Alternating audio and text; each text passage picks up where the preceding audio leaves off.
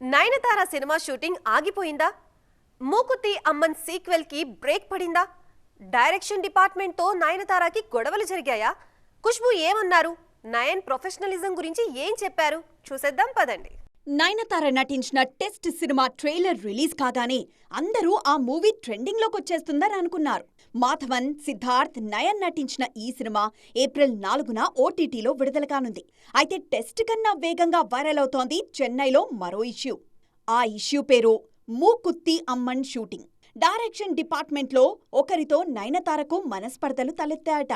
తన టీంకే Sundar C support చేశారట. దాంతో నయన్ షూటింగ్కి రానని గట్టిగా చెప్పేశారట. ఆమె ప్లేస్లో ఇంకో హీరోయిన్ని తీసుకొద్దామనేంతవరకు వెళ్ళిందట ఇష్యూ.